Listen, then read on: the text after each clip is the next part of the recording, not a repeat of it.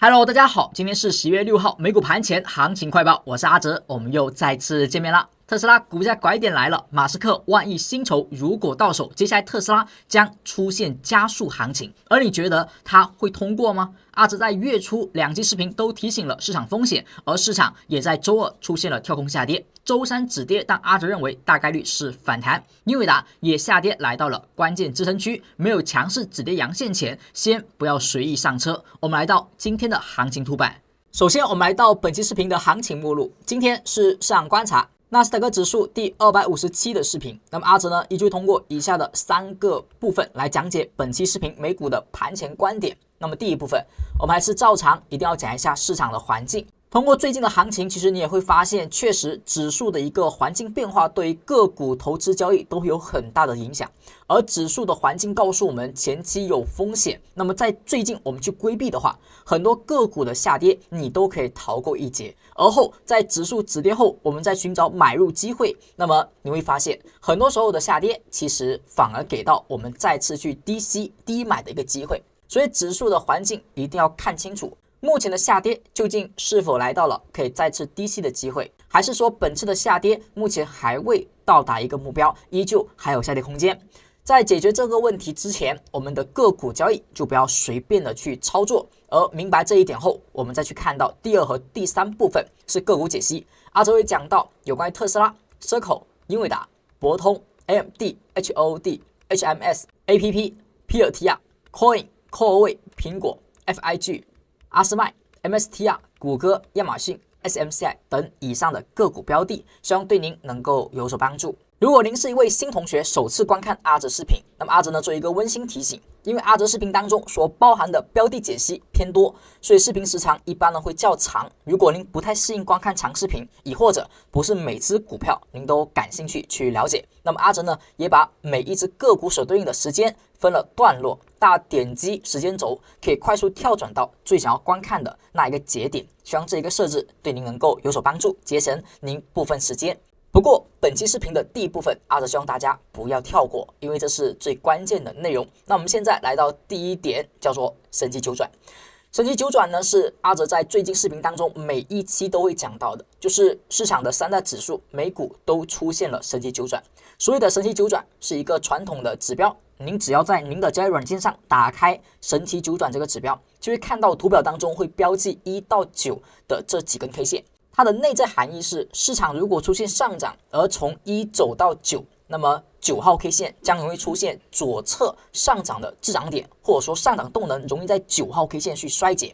我们可以看到，这个图板，这是纳指的日线，在近期的上涨当中，它其实出现了3次九转序列的完整构成，而9号 K 线后呢，都出现了一个下跌行情。第二次的9号 K 线下跌的一个幅度呢是比较夸张的，当天的暴跌。而这一次最新的9号 K 线呢，我们也是有所提醒，而市场也如期也出现了调整。那你会发现每次调整的力度有所不同。那么这一次的9号 K 线呢，是最为标准的，你能够卖出去的一个9号 K 线。我们是怎么去分析本次的九转产生的？当市场出现了九转，纳指呢是偏晚了一天，而标普和道琼斯是提前出现了九转。好，那么9号 K 线产生后啊，它只要把低点作为防守位，当然有时候影线长，你用它的实体下沿收盘价作为防守也可以。当市场出现了收阴跌破9的低点，或者说它的收盘价，我们就知道了这个地方的九转后确实表现要出现调整，要出现下跌，而不是简单的只是一个停顿。所以在标普和道琼斯出现了破位 K 线之后，我们就说到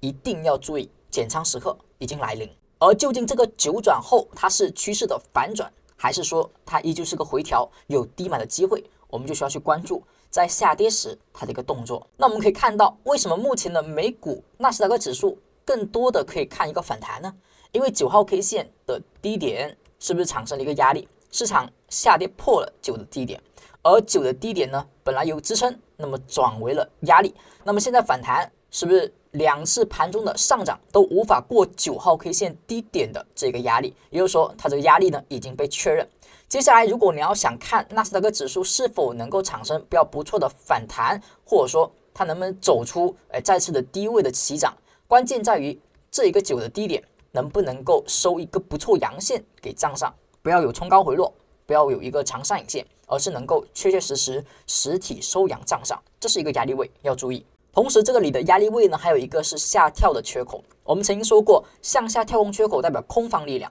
向上跳空缺口代表多方力量。而当下的价格回到了一个向上跳空的大缺口处，所以这个地方的支撑呢是有的，价格在这里有止跌，很正常。那么上涨时，这个向下跳空缺口也将会产生压力，所以当前的市场想要一鼓作气直接产生回调低点而直接启动，它的概率是不大的，这里容易反复，甚至呢反弹之后继续下跌。所以对于这一个指数的观察，我们就接下来有所定义，你可以做短线反弹，但千万不要随意把波段加仓点放在这附近，因为这里波段止跌的迹象还不明显。但是短线上可以先博弈市场的超跌反弹修复，而这就是关于神奇九转我们最新的一个观点重塑。市场目前是处于九转后的调整当中，而市场短线有所反弹，但只是反弹，目前还不构成再次的波段启动。当然，这里关于神奇九转的讲解呢，阿哲会讲的比较快一些，因为今天是行情解析视频，不是知识类讲解。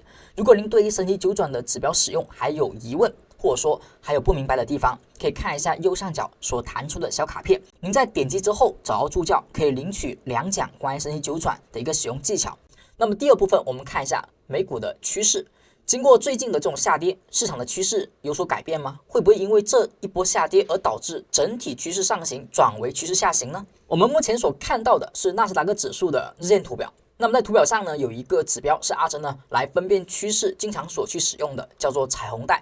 黄色带，黄色部分就说明趋势呢处于中短线的下降趋势，而紫色带说明处于中短线的上升趋势。而当前的价格走势从低位起涨以来，其实一直保持着紫色带，因为趋势一旦形成，就无法去轻易的被改变，除非有明确的反转信号。像之前的市场处于空头趋势，那么市场以下跌为主基调，那么其中呢不是说没有上涨，也有上涨，但是每一次上涨它就还是以反弹来去对待，这是一个正常的结构，后续很大概率还是会创新低，因为下降趋势就是低点会有新低，而高点难有新高，这是一个下跌的序列。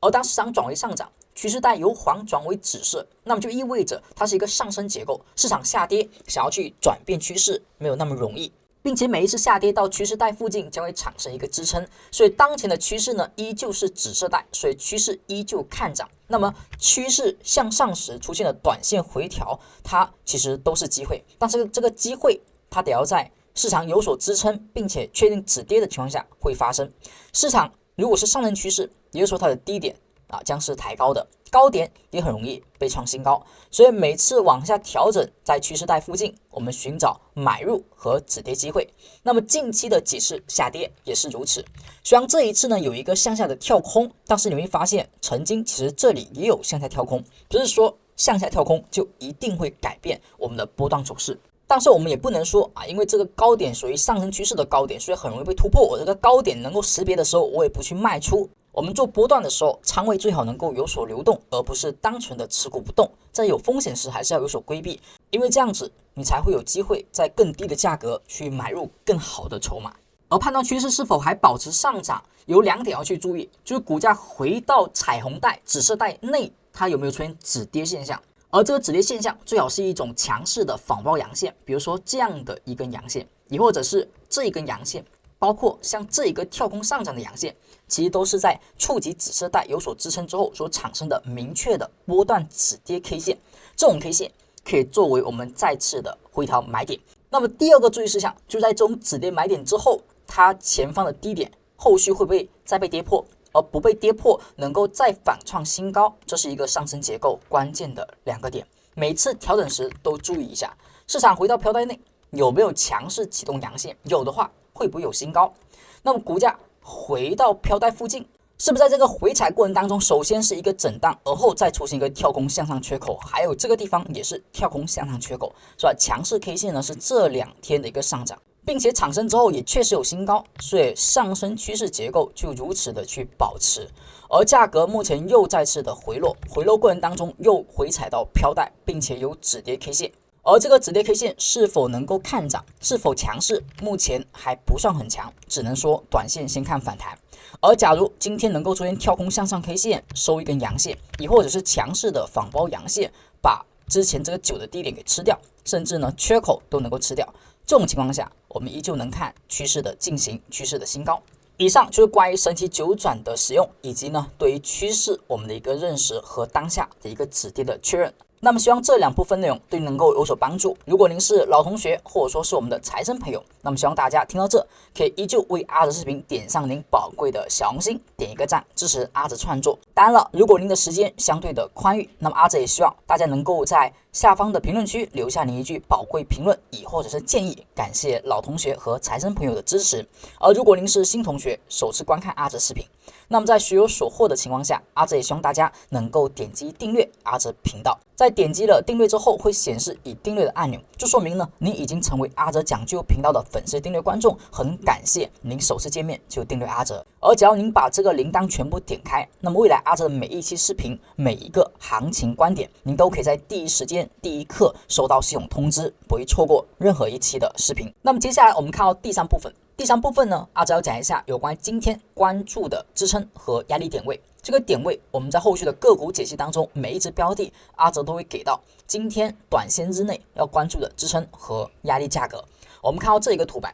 在图板的右侧是当前的纳指图表，而左侧呢是我们的每天美股开盘之前阿哲会去发布的一则信息，是我们的美股开盘前的盘前广播信息。只要您是我们的订阅粉丝观众，特别是今天刚订阅阿哲的同学，那么这也是您的一重福利。您只要去找助教老师，就可以激活至少1个月的时间，能够免费领取到这一条信息。每天盘前阿哲都去写和去发布。那么昨天阿哲也讲到了，像美股的3大指数也确实在九转后出现了风险。那么目前的价格下跌已经来到了紫色带支撑。那么紫色带呢有2个支撑，一个是它的上沿，一个是它的下沿。目前支撑有效，出现了阳线，所以当前看反弹。这是昨天美股开盘之前阿哲就有想到的一个观点。只要价格昨天收阳线基本上呢就可以先看短线的反弹，价格的低点会涨势形成。而个股方面，阿哲也会在每天讲一下短线和波段上一些股票注意的关键点位和趋势的一个跟踪那么个股和指数解析都会去讲到，在这条信息当中。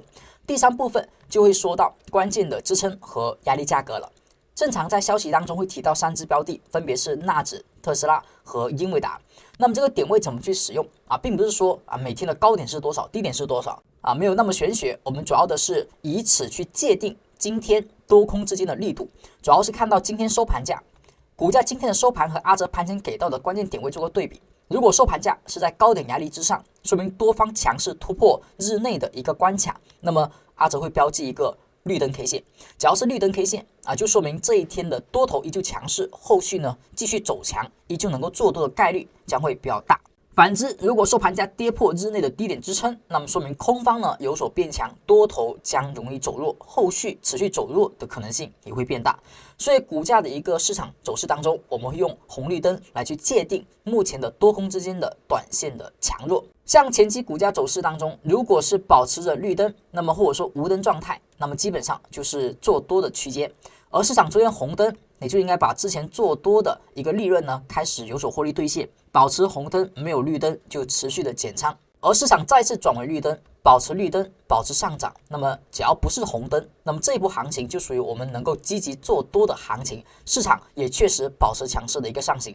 所以用红绿灯呢，你可以在这个低点的时及时发现市场已经由红灯转为绿灯，多头由弱转强，那么及时去重新恢复看涨。而只要后续保持绿灯就保持看涨，唯有市场从绿灯转为了红灯，也就是说这一天开始我们开始要获利兑现，开始要小心。后续虽然有反弹，虽然也有绿灯，但是我们说过绿灯一定要是阳线才行。绿灯如果是红 K 是一个阴线，那么就依旧按照之前的红灯来看。那么也就是说，这一个红灯 K 线后，市场一直没有绿 K， 没有绿灯，那么这里都是减仓的区域。而价格回到了我们看到的这个绿灯 K 线和阳线，这是昨天的 K 线，昨天的收盘价是高过阿哲昨天盘前给到的预测高点的，所以它收了一根绿灯 K 线。你在收盘前基本就可以发现这一天是一个绿灯。好，只要由红灯转为绿灯，那我们就可以判定这一天开始，短线股价由弱转强，市场呢有一个短线空转为短线多，所以这一天价格走势配合趋势飘带，它是一个紫色带，那么这里将是再次的买入股票时机。当然因为是短线，并且它不是仿包阳，所以这里的买点只能做短线的相对小仓位的去买进。那我们看到今天的关键价格，高点的压力是23,742.99，而低点的支撑是23,393.33。关注这两个价格，如果收盘价今天能够收在这两者之中，亦或者是高点的压力之上，那么说明还是保持绿灯，保持无灯状态，没有红灯，那么就依旧保持短线看涨。这个低点就还是看它的初步形成。反之，如果在绿灯之后快速的又收盘价跌破低点支撑，那么说明它是一个再次转为红灯 K 线。那绿灯转红灯，市场回归依旧的看跌状态。只要是保持红灯，那不再出现绿灯，我们就依旧看调整，依旧波段执行减仓策略。所以这个关键价格呢，每天阿哲盘前都会去发，所以每天呢你都可以看一下，以此作为一个短线多空之间的界定。所以当前的观点是出现了绿灯，那么短线回归做多行情。阿哲也希望这个点位呢，在每天盘前写出来，能够对您是有所帮助的。如果您是订阅粉丝同学，特别是今天刚订阅的同学，您还不知道怎么去找到助教的，阿哲再次提醒一下，想要领取盘前广播这一个福利啊，首先您可以看一下我们的底下评论区。在评论区当中有一条置顶评论，那么阿哲呢是发布了助教老师的联系方式，您点击链接可以找到助教。当然，在我们的右上角有一个小卡片弹出，您点击那个卡片也同样可以找到助教老师。找到之后，您需要给他发送一个口令啊，叫做盘前，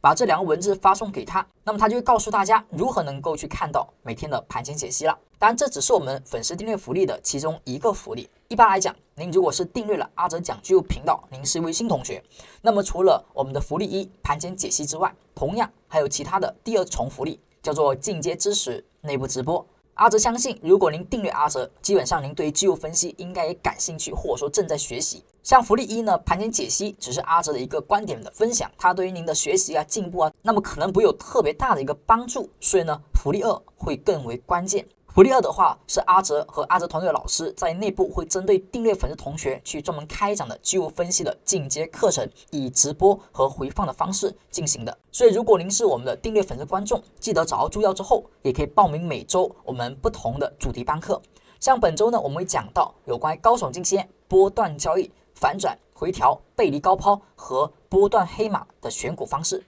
这4节课程都是直播加回放的方式。如果您有时间就听直播，没有时间就在课后找助教领取回放。那么等等，希望大家能够去认真学习每周的课程。那么在这里，阿哲再次感谢大家的点赞、评论以及首次的订阅。那么接下来我们看到第二部分，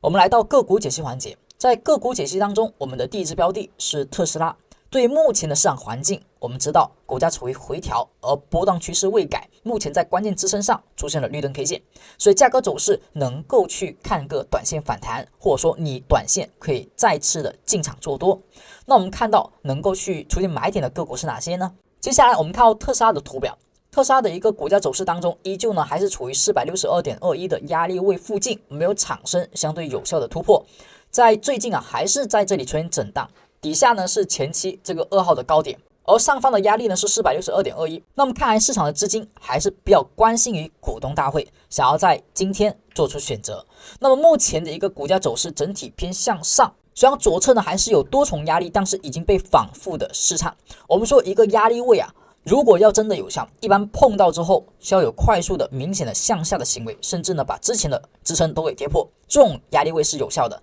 而如果一个压力位反复的被触及，能够被反复的挑衅，那么正常来讲，这个压力位被突破的概率将会大大增加。所以当前虽然 462.21 没有被有效突破，但是被反复触及，这个阴线高点也被清扫过一次，并且后续的下跌能够被快速拉回。所以从当前的资金表现来看，阿哲虽然不知道这个薪酬计划是否能被通过，但从技术面来看，这个压力被突破是迟早的事情。所以当前呢，依旧还是波段看涨，只是你的买点要找好。我们接下来看到资金和动能上，目前所看的是特斯拉的一个日线图表。在图表当中，我们可以看到这个趋势飘带依旧是紫色，它没有变成黄色，说明它还是一个上升趋势，只是市场在震荡，等待一个消息面的确认和利好的产生。所以这个位置技术面呢，你说它能够果断的去买入看涨吗？还是比较受消息面短线的影响？所以当前这个价位呢，去进行一个加仓，去进行一个买进，还是比较困难的。虽然目前很多人预测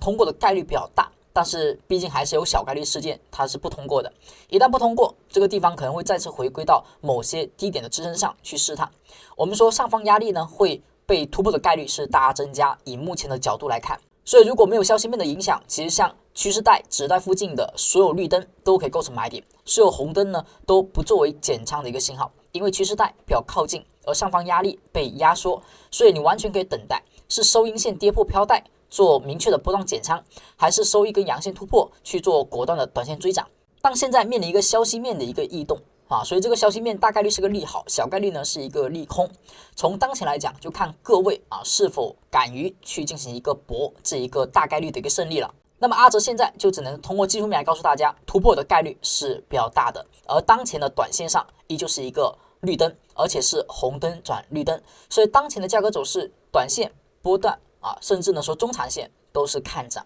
目前飘带上沿支撑在 448.362， 下沿的一个支撑是 440.153 这两个呢是作为当下飘带的一个支撑点。我们再看一下预测值，今天是否会保持绿灯不出现红灯，低点支撑 451.39， 高点的压力是 477.01所以这是我们当下所看到的短线关键的两个价位。如果您是一个波段投资者，并且你的成本是不高的，那么当下呢你完全可以等待突破之后再寻找加仓机会。短线投资者在这个地方就要相对小心了，特别成本会比较高的，你可以思考一下是否要去博弈这一波上涨了。接下来我们就看到下只股票是Circle呢，在本次的下跌当中是指数上涨它不怎么跟涨，指数下跌它一路跟跌但是这一个下跌的幅度呢还是在我们所相对能接受的地方，因为我们一直呢也说过，上方的压力是这根阳线的开盘价附近，股价呢在本次的反弹当中出现了回落时，我们说前面的这一个开盘价附近是一个比较不错的一个支撑点位，而它当下就是在这一个地方在震荡，在形成一个价格结构。不过这个结构究竟是一个反弹时所形成的顶部结构，还是一个下跌过程当中的底部结构，我们当下需要看待是压力位的突破，还是支撑位的跌破。而从空间上阿哲给一个更加具体的数字目前的价格走势在空间上其实来到了一个第7个目标的支撑位，也就是105.91。阿哲呢放大这个图表105.91作为当下股价高点下跌以来第7个支撑。之前呢在第4个支撑出现了强势反弹，而第5个支撑的时候出现了一波反弹，在第6个支撑没能够出现比较强势反弹，而价格走势后续的反弹是在之前的一个支撑破位转为压力之后产生的一个压力，所以当前呢它跌破了6的目标，那么有所往下，它是可以看到7的目标，7的目标呢还没有被触碰，前面这里是差一点点触碰所以当下这里临近的支撑还没有被确认的支撑是在105.91这里。如果股价跌破105.91，那么它的下一个空间将要看到86.33，又同时因为跌破前方的开盘价的阳线的价格，所以这个地方如果一旦收盘跌破，它可能会加速运行，所以我们作为最后的一个关键的支撑位就是105.91。那么接下来我们看到 Circle 的资金和动能上，目前所看的是 Circle 的图表。 Circle 呢它其实从之前它的一个紫色带向上运行有所支撑一次，后续呢就被跌破，并且反弹出现了一个黄色带的压力，而走为了一个相对的短线空方趋势。在这个趋势之下，其实出现了蓝 K 的信号，蓝 K 它就是一个股价短线超跌。前面这个蓝 K 我们说过，这个蓝 K 我们也提到过是吧，都出现了一个反弹行情，但第一次能够创新高，第二次没能创新高，反而有压力再次创新低。而这里呢又出现了蓝 K， 蓝 K 产生，我们等待一个价格的买点，目前还没有出现。这个买点就是蓝 K 要有所消失，并且要有所反包，而后以蓝 K 低点作为支撑，以此作为一波短线强势的反弹的起点的可能性会大大增加。所以当下这里如果要止跌，它的一个行为就是它目前是个运线，所以这里如果能够有一根阳线突破这个运线的高点那么这里将作为强势反弹的一个起点。那么这个起点结合前期的一个支撑区，这里是否能够产生反转，就关键来到这个区域了。而从目前的红绿灯来看就还是保持着一个红灯 K 线。红灯 K 线呢，在一个空方趋势之下作为主要关注的点，因为空方趋势呢，我们说以做空为主，所以股价呢一旦反弹，是吧？我们说大概率呢是高点，然后趋势依旧下行，会有新低。所以红灯在空方趋势当中是配合看空的，而绿灯呢在空方趋势当中呢可以做反弹，但是风险会很大。所以我们在上行紫色带中找绿灯的买点，以及在下行黄色带当中找红灯的压力附近的一些卖点或者做空点，当前呢依旧是一个什么 K 线？红灯 K 线，还没有绿灯啊，所以这个地方可以等待一个更稳妥的信号，就是转为突破运线上行。绿灯的话，要看一下是否突破运线的高点。我们看看预测值，今天会有绿灯吗？低点支撑112.485，高点的压力是115.395啊，关注这两个数字。那么下一只股票，我们就看到 NVDA。目前所看的是英伟达的一个图表，在图表当中，我们是不是之前在英伟达走加速的时候就有讲过，市场的突破一般伴随回踩的一个确认，像之前突破左边这个箱体的上沿，然后价格呢出现了回撤啊，没有说有效跌破前期的高点，形成了一个黄金坑，然后加速。好，目前突破了左边高点，又来到了这个区间这里。这个区间这里呢，形成了一个支撑区域，价格下跌时呢，整体是缩量的。好，目前碰到了这个支撑点，而后市场收阴下跌，没破位，但是也没有止跌。昨天的市场走势是整体反弹，但是英伟达盘中上涨，却最后收盘依旧是收跌，所以资金层面上反应是比较的不佳。那么短线上当前没有看到阳线，所以这里开始有所走弱。我们希望这里如果要真的确认买点，真的要去确认它的突破有效，这只是个回调的话，它这里需要有一个支撑位上很明确的反包 K 线会更佳。而我们再从资金和动能上看一下英伟达，目前所看的是英伟达的一个图表，在左侧的高点这里，它是一个强支撑，除了它是一个高点之外，它这里呢还是一个飘带，飘带上沿是194.431，目前还没有被有效的回踩，它还差一点点。那么价格走势已经无限接近了这个波段的首个回调位置，而它的左侧又是一个高点突破之后的回撤，所以这里是一个英伟达特别关键的一个支撑点。如果这里能够止跌，能够走强，那么其实还是一个很漂亮的回踩走势，再次买入的节奏。只是目前还没有一个回调买点，前方有黄 K 跌破之后，应该做减仓，看的目标其实就是一个飘带附近，而飘带目前附近要怎么样确定是目标位确实达到，而后能够启动，还是要有一根强势阳线，或者至少要出现绿灯 K 线。我们看预测值，低点支撑190.795，高点的压力是199.065啊，关注这两个数值，如果能够在这里出现我们回踩之后的绿灯 K 线啊，那可以作为回调的一个买点。当然，它不是反包 K 线的话呢，这个看涨点只能说初步看涨，但是还不是完全确认，因为绿灯 K 线有时候可能是小 K 线啊，如果能够是在这里出现大 K 线、大阳线啊，会更好。以上就是对于特斯拉、Circle 和英伟达我们的一个解析了。接下来来到第三部分，我们的第一支标的会讲到博通。当前所看的是博通的一个价格走势，那博通我们所看到的其实就是想要在英伟达上所看到的，但英伟达呢它并没有产生回踩时的一个止跌阳线，昨天也没产生。那像博通呢反而有，股价回踩到飘带上出现了一个阳线，是吧？跟之前这里是有点类似的，股价上涨出现了黄带转为紫带，然后回踩出现了回调过程当中的阳线，以及呢一个绿灯 K 线，所以价格可以看波段上涨。波段上涨的话呢，我们说就是目标新高。那么现在这里是否能够再来一次回调，出现止跌，再去看新高呢？我们就要关注这个地方的阳线是否能构成一个买点。其实这个阳线呢，虽然它不是绿灯啊，但是你要说看涨也行，因为它是一个低开高走并且是比较漂亮的一个吃透形态，实在结合紫色带波段看涨的一个含义，我们在这里作为买点是 OK 的。但是因为它不是绿灯，并且没有站到飘带之上，所以这个买点依旧只是初步的买进不能说一次性买太多。前面这里至少还有一个绿灯 K 线，是吧？第二天至少还站到飘带之上。目前的飘带之上，它的价格是360.037，股价收盘账上收绿灯，可以作为再次的加仓。否则这个地方如果收阴线跌破，则我们初步的看涨点则要打消，要去离场，要止损。我们看到预测值，低点的支撑354.536，高点的压力是369.314关注这两个数值，目前是有看涨点，只是还不算很明确和强势，但它也是比较漂亮的回调的止跌阳线。下一只个股呢，我们再看到 AMD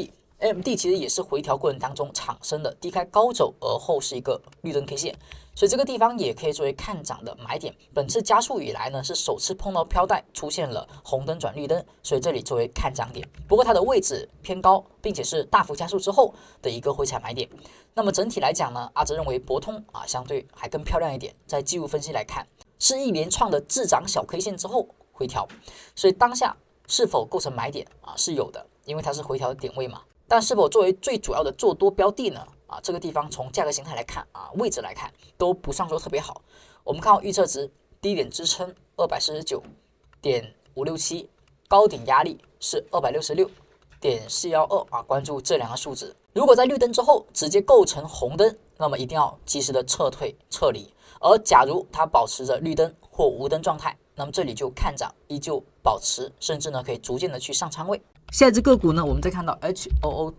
HOOD 整体保持震荡，市场在紫色带后出现了颜色的交错，说明它处于一种强势趋势后它已经开始走弱了。因为一个强势的趋势，正常它的紫色带会保持，并且没那么容易跌破，而它已经在最近的这几个月当中呢，出现了连续多次的破位飘带，所以趋势是走弱的。而在短线上是一次超跌后的反弹，反弹时左边的高点并没能够去强势的去突破，去消化它的套牢，所以这里呢产生了一个盘整。目前的结构从形态来看对空方更有利，而短线来看当下是回踩飘带支撑走出了绿 K， 所以你要看短线上涨反弹也可以，但这只是短线的。大的结构作为波段来讲，其实目前你应该做的是减仓，它除非能够后续突破左高而后再去找加仓点，否则在这个过程当中它整体是有点危险因为它的飘带是缩得很窄了，它至少要有一个中期的调整。在新高之前，每次短线反弹最好以减仓来看待吧。短线目前呢是出现了红灯转绿灯，所以可以看涨，但是只是短线，波段还是有点风险的。波段投资者整体不要随便的加仓在新高之前这个区间附近以减仓为主会好一些。我们看预测值低点支撑138.995，而高点的压力是148.255关注这两个数值。下一只股票呢是 HIMS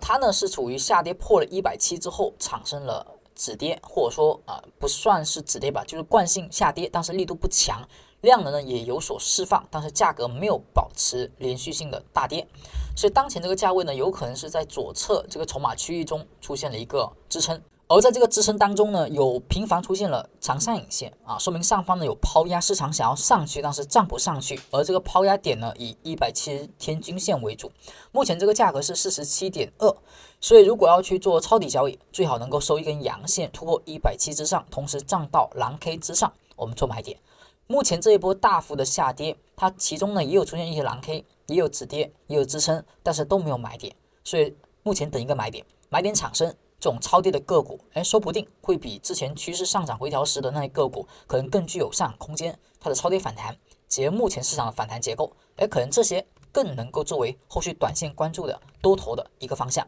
所以当下呢最好就看一下170能不能站上，这里但凡是绿灯也不能随便构成买点绿灯呢也不太好作为买点，只要它的趋势是一个黄色带，那么这种绿灯的效果就会不如紫色带的绿灯，是吧？紫色带绿灯你可以说回调做买点，但是黄色带的绿灯呢你很难说以此作为超跌反弹点，所以目前蓝 K 高点呢这里是 46.92作为一个关键的区域还没有被突破，而短线预测值我们也可以给大家去写一下，低点支撑是43.705，高点的压力46.845关注这两个数值。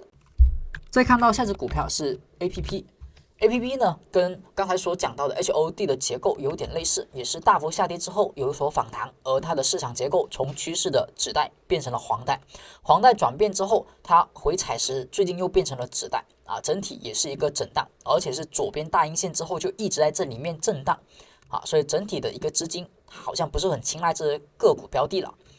目前的回调在紫色带附近出现了一个支撑，但是有长下影线，但还没有绿灯，它是把缺口回补之后产生了支撑，所以回补缺口有支撑，多方就还说明依旧是占优的。价格这里出现绿灯，结合紫色带是可以看涨，看涨后上方的一个压力就是阴线的大的高点的压力，可以这么看一波反弹日内的一个延续。那么低点的支撑今天是 603.025，高点的压力是 637.805。 当然像今天盘后的一个价格走势，因为消息的情况，那么它出现一个盘后的上涨，并且上涨幅度呢不小，所以从结构来看，当前回踩下影线，这里如果不买的话，想要用绿灯去买进可能就会偏晚一点，偏高一些了。所以这个标的呢，除非你之前是布局了或回踩时左侧去买进了，否则价格走势现在要再买有点晚。但是我们可以看到压力呢就是左边大阴线的高点附近。下一只个股我们再看到 PLTR。PLTR 呢也是一个回调，价格走势依旧是一个紫色带。那么紫色带呢就说明趋势上涨，趋势上涨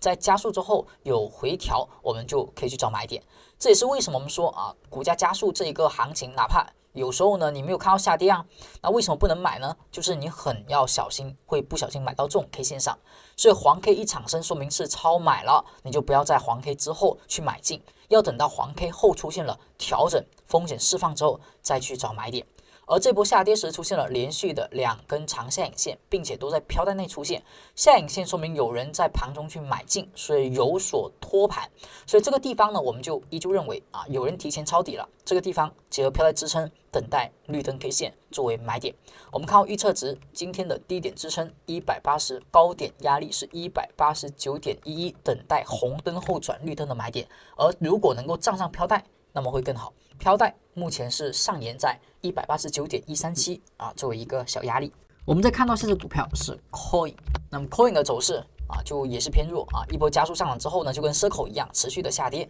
下跌途中也是来到了前方的蓝 K 附近产生了止跌，而左边这里呢是一个长时间密集的筹码区域，它向上突破，其实这个筹码区域呢就会有一个我们说的压力转为支撑，所以价格在这个区间之内呢没有出现明显的一个下跌，而反而反弹时力度还不错，所以这个地方我们可以看一个强支撑，而在强支撑中出现了绿灯 K 线，你可以作为看涨点，但是这个看涨点呢，因为它是个运线，所以你也只是做初步看涨。我们最希望的是运线的上破，而后往上继续看反弹。飘带的下沿目前是337.309作为一个压力位，这个压力位最好不要产生明显的压力，否则这个反弹可能在这里就遇阻了。所以当下呢，作为初步看涨，但是下一个加仓点得要突破运线的高点325.45，这里要保持绿灯的延续，而不要出现红灯哦。我们看到预测低点今天是315.07，高点是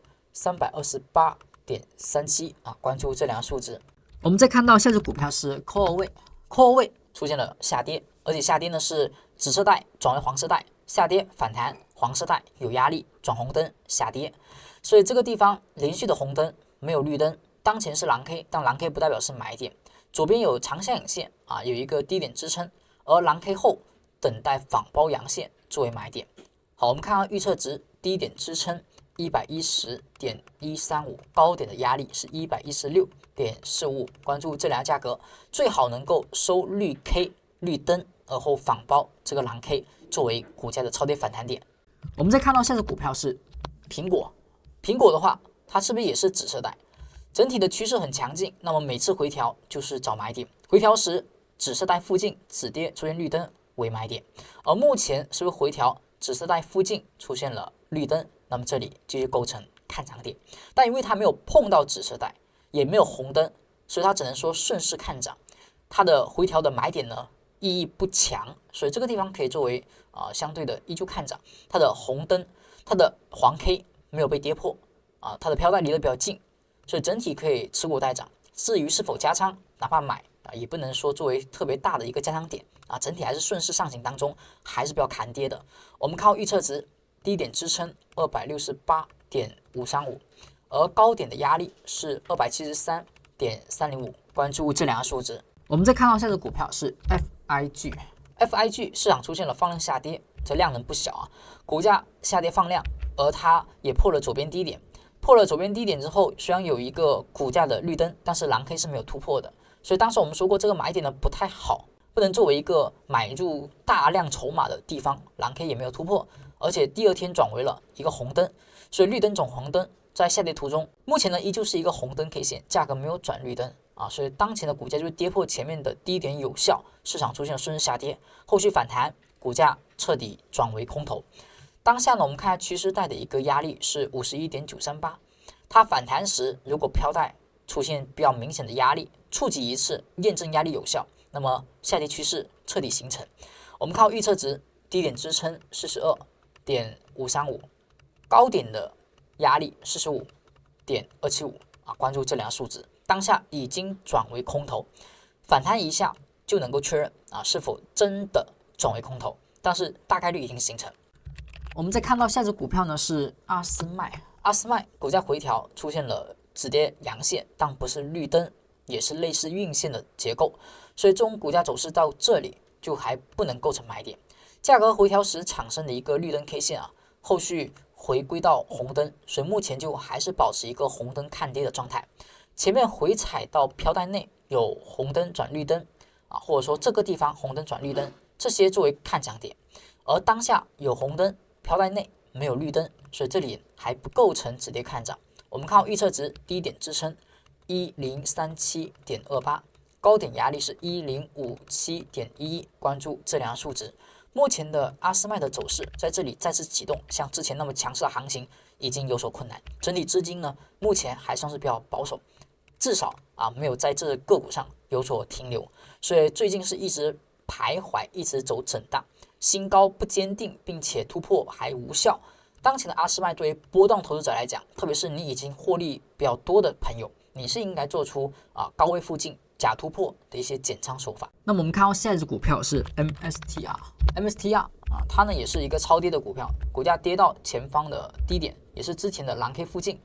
产生了一个支撑。那么这里也是一个筹码区，跟 Coin 有点像所以它也跌到了这里。它整体是一个空方趋势飘带，而后是170有效跌破，所以当前的股价走势呢，就是整体顺势的空头。而市场它虽然有绿灯，但因为是空方趋势，所以哪怕有绿灯，哪怕股价向上，我们可以看反弹，短线可以看涨，但整体还是风险。飘带附近为压力277.395作为一个压力，这种压力呢是被反复确认过的。这一波黄色飘带下来，它是不是这个地方反弹确认了股价的压力有效，那么后续每一次反弹在空方趋势下都为反弹。那么哪怕有止热带，止热带呢它没有支撑有效就依旧呢还是一个空方趋势。所以当下哪怕短线能够超跌反弹，它也还是空方趋势，也还是看反弹，这附近也还是会有压力。我们看一下绿灯能不能保持呢？之前的话每次绿灯后直接就转红灯，这种就很风险。